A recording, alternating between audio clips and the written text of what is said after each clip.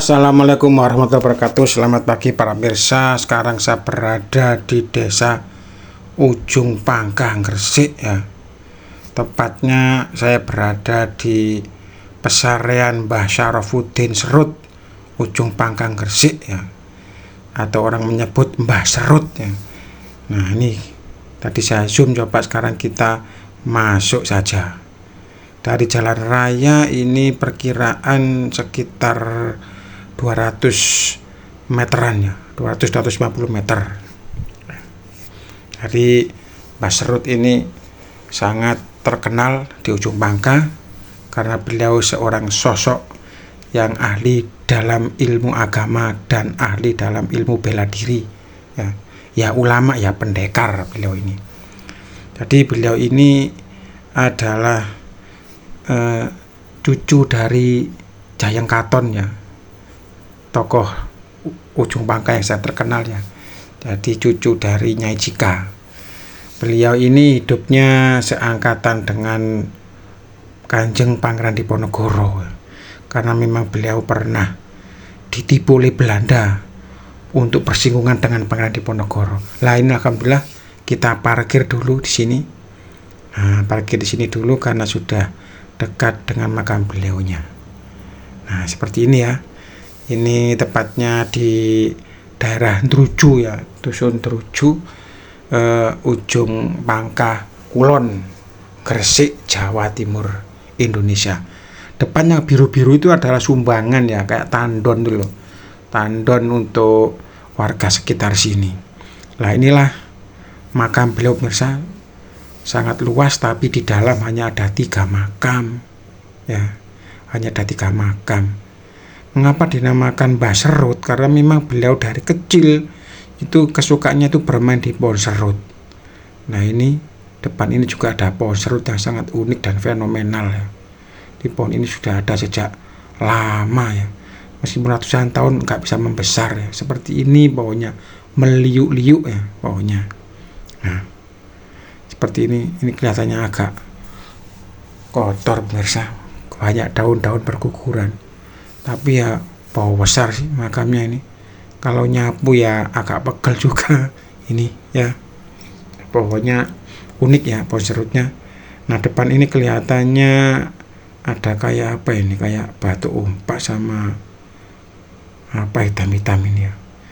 Ini ada yang digembok, mungkin ini sumur atau sesuatu, saya belum tahu ya, karena sepi di sini, nggak ada orang sama sekali ya. Kalau ada orang sih saya bisa tanya-tanya ini. Lah inilah makam beliaunya. Assalamualaikum Mbah Syarafuddin Mbah Serut Sokibul Karomah Barokah Al-Fatihah. Nah di sini ada 2 makam. Ini makam beliau dan istrinya pemirsa. Dan di bawah itu juga ada makam panjang, coba nanti kita lihat ya. Jadi seluas ini hanya ada 3 makam ya, padahal tempatnya luas sekali. Dulu di sini ada pondoknya pemirsa, ada pondok yang sangat terkenal ya. Pondoknya ini beliau yang memimpin, meneruskan dari ayahnya. Ini coba kita lihat sih, ada makam agak panjang ini ya. Ini makamnya perkiraan ini 2 meteran ini ya. Coba kita cari siapa namanya ini ya. Kadang-kadang makam kuno itu tanpa diberi nama. Oh ini ada ini, ada aksara Jawa, ada tulisan Sahaja, Sahaja ya. Entah siapa namanya ini, karena tadi ada tulisan Jawa, saya nggak bisa membacanya, udah lupa ya. Padahal dulu waktu SMP ada pelajaran bahasa Jawa. Ini juga pohon yang sangat indah nih ya, bunga kamboja.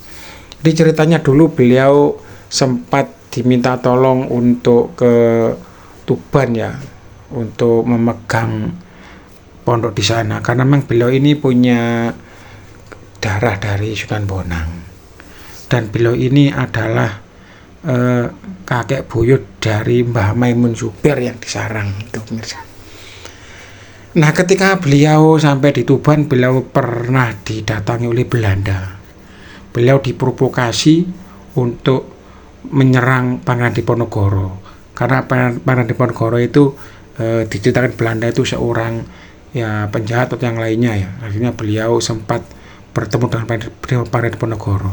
Tapi ketika bertemu beliau baru sadar ternyata Diponegoro ini adalah orang yang sangat baik, seorang ulama ya, yang satu visi misi sama Mbah Serut. Akhirnya Mbah Serut marah-marah ya. Akhirnya beliau meninggalkan Tuban dan kembali ke Ujung Pangkah.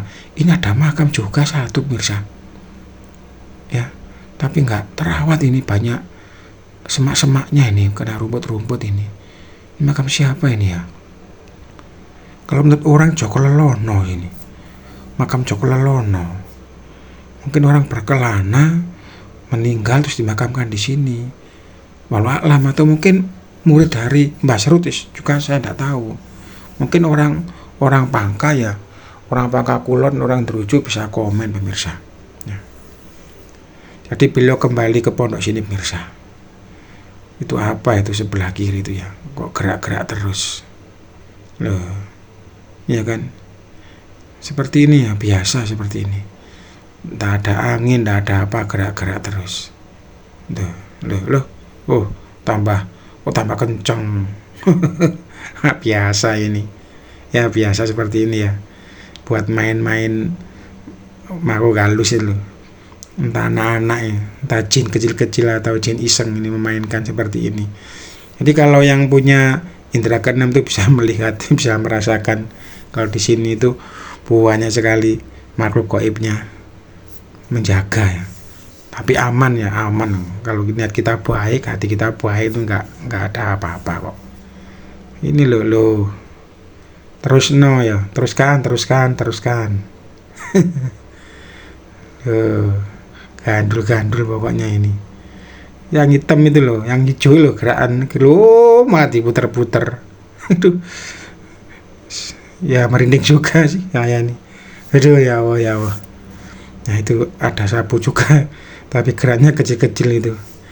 Nah setelah beliau kembali ke sini, beliau merasakan penderitaan rakyat yang sangat dahsyat. Banyak rakyat kelaparan, banyak ditindas, tanam paksa dan sebagainya, pungutan pajak.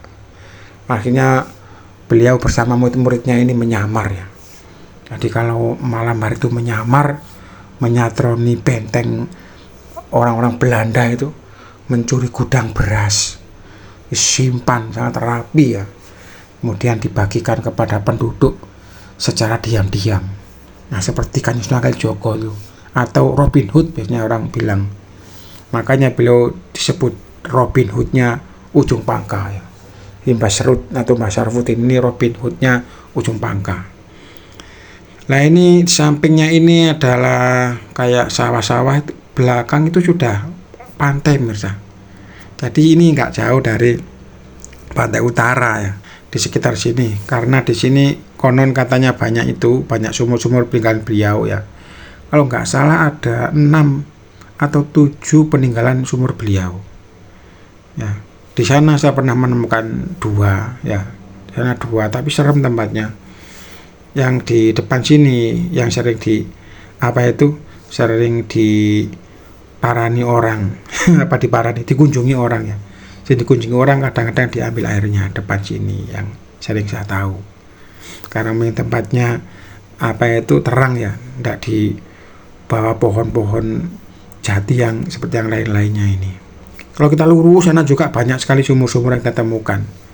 Saya pernah lurus ada sekitar 3 sumur ya, 3 dengan sini 4, belakang sana 2, sudah 6 sumur. Nah ini dipakai orang ya, bawa galon-galon. Nah ini di kotak nih, ini sumur beliau, sumurnya Mbah Serut ya. Jadi Mbah Serut ini selain ulama juga beliau seorang pendekar ya. Tapi orang Belanda nggak tahu ya, karena memang beliau dan muridnya pandai menyamar. Seperti ini ya. Nah ini kalau terus sana nanti kita menemukan 3 sumur dan makam Mbah Guru ya. Kapan-kapan saya vlog ada makam Mbah Guru. Nah kalau kita lihat ke samping kiri, di situ ada kayak batu-batuan dan umpak-umpak. Mungkin dulunya ini bekas pondok beliau mirsa. Nah ini loh, mungkin ini bekas pondok beliau, sekarang sudah ada sekitar 4 rumah yang mendiaminya ya. Nah, sekitar sini banyak batu-batuan. Nah, ini dulu sumurnya nggak begitu terawat, alhamdulillah sekarang sudah dibuatkan kotaan ya, dirawat seperti ini. Nggak terlalu dalam loh, ya kan, 2 meter itu sudah keluar airnya, dan airnya sangat tawar, padahal dekat dengan laut. Mungkin yang lainnya asin. Oke pemirsa, mungkin sampai sini dulu ya pertemuan kita kali ini. Kita lanjutkan ke adventure berikutnya. Saya akhiri, wassalamualaikum warahmatullahi wabarakatuh.